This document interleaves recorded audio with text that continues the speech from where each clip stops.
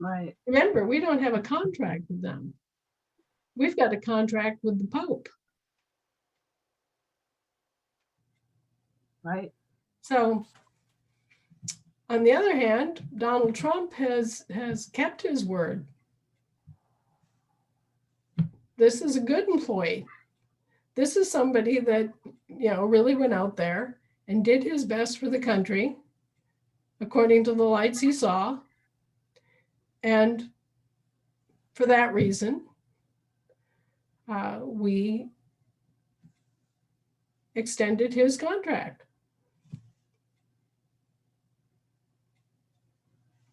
Now, something else people aren't understanding is that there's a difference between the office of the president and the office of the commander-in-chief. Mm-hmm. Right. They're two completely separate offices. Lincoln, in fact, operated solely as the commander-in-chief from March of 1863 until his death in April of 1865. So there is precedence for this.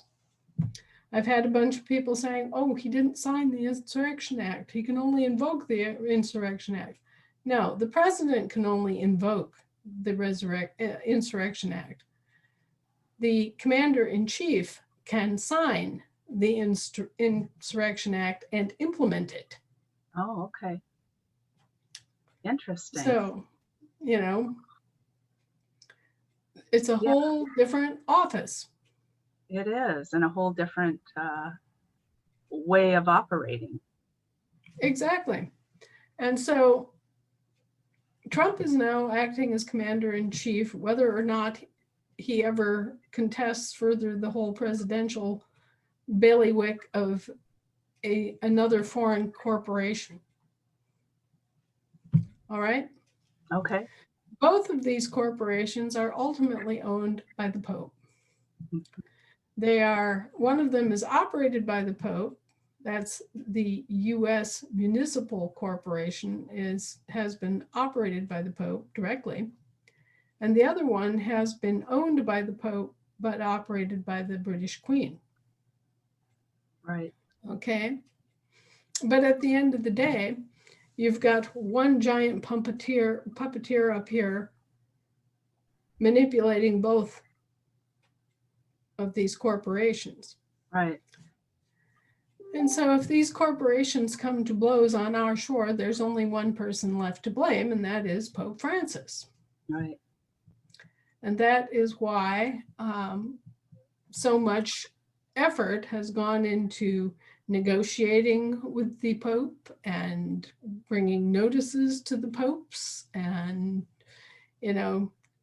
trying to work out some kind of understanding regarding the obligations, the ultimate obligations of the Pope, both with respect to the municipal government and with the respect to the territorial, AKA Commonwealth government. Mm-hmm. Mm-hmm.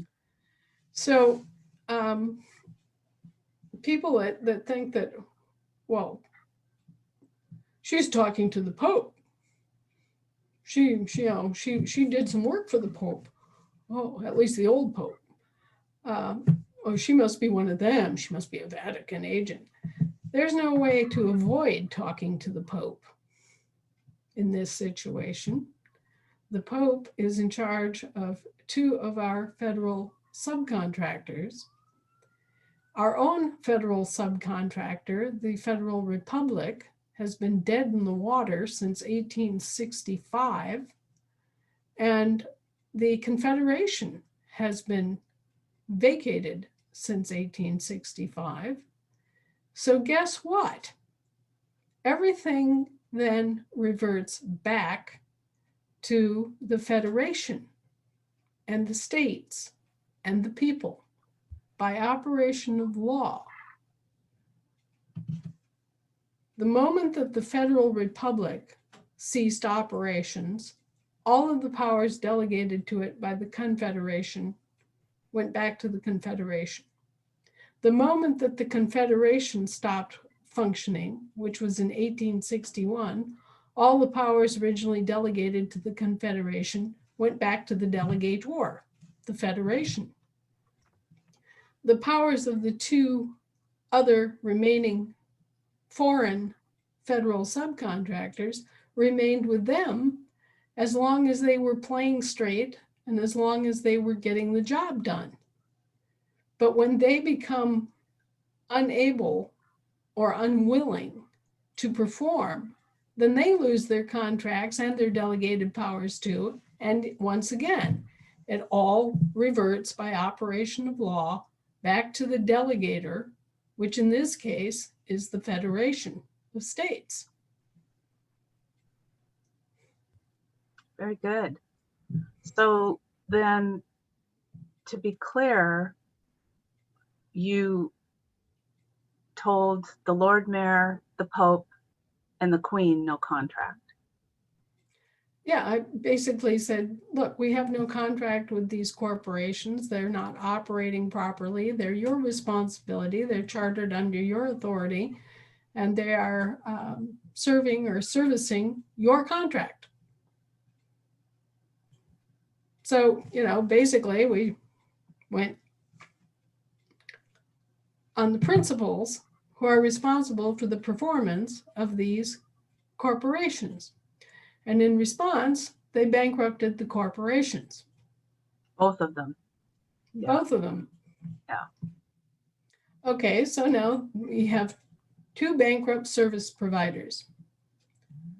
Wonderful. They're both incompetent. Their delegated powers have returned to the delegator, or here's the rest of the story. The Holy See and the British government, both Westminster and the Queen's government, are responsible for providing us with the services that they owe us under the original terms.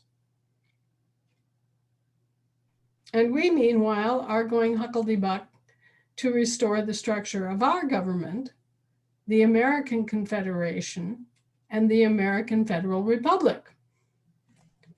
Now, some people have mischaracterized me as an obstructionist merely because I have observed that in order to restore and reconstruct our government as it is supposed to be, our states have to come back into session. The Federation has got to delegate responsibilities to the Confederation and form American states of states, right? Yeah. And then the Confederation, which is using the Federal Republic as an instrumentality, needs to form the Federal Republic again. Right. So it's ultimately a three-step operation. First, the states have to be called to assemble and in session so that the Federation can operate properly.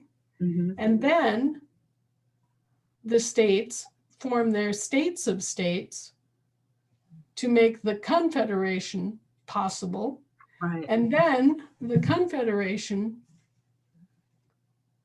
rebuilds the Federal Republic as an American federal subcontractor.